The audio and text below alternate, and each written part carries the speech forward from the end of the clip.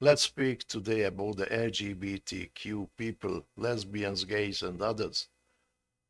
Both in the Quran and in the Bible, Genesis 9, this act is condemned as a sin. Once three angels in the shape of young, good-looking, handsome people visited Abraham, who stayed with the people of Lot. And people of Lot had this kind of sexual habit. They were gays and lesbians, man with man, woman with woman, and so on. Well, we can judge it differently, whether it has to be sentenced or not. It is privacy or intimacy or not. It is distracting and destructive behavior and so on. So these opinions are different, but they agree in one point. In the holy books, the scriptures, this act is a sin. ولوطا إذ قال لقومه أتأتون الفاحشة ما سبقكم بها من أحد من العالمين. We also sent Lot. He said to his people, do you commit lewdness such as no people in creation ever committed before you? إنكم لتأتون الرجال شهوة من دون النساء بل أنتم قوم مسرفون. For you practice your lusts on men in preference to women. You are indeed a people transgressing beyond bounds. The judgment is clear.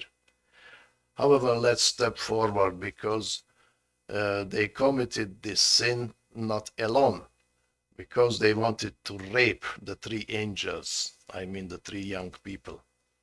They violated, they abused them, they were aggressive, their behavior, their sexual behavior was linked with aggression and violence, and that is the real problem. If that kind of otherness is linked with more sin than the basic act. And let's step forward. If one, based on his or her affiliation, demands more right, and the legislation is giving them, then this sin spreads to the legislators and those who apply the law, the jurisdiction. Yes, because more rights cannot be demanded on the base of a belonging or an affiliation. Of course, the right of defense has to be given for every person as a human being, but not on the base of an affiliation.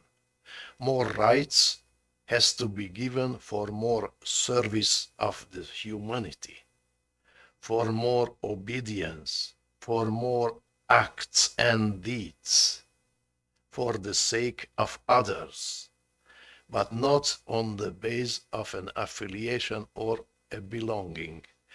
If this claim is responded by the legislator, then it is a sin of the legislator. And let's step forward. If the communication miscommunicate that act and changes the public opinion in a way that those who don't agree with that act as a sin are conservative or negative, in this case, even the communication commits a sin. Those who are putting that subject in the middle, in the focus, as the main subject of our society, and putting those who are considering that subject, it is not the main subject what we have to deal with, or also those people who are communicating the families and interfering the affairs of the families, how they deal with their children, how they bring them up, and how they explain that act for their children, and they want to take out that issue from the hands of the families, this is a bigger sin. So let's forget what people of Lut or LGBTQ are committing, because it is nothing comparing to those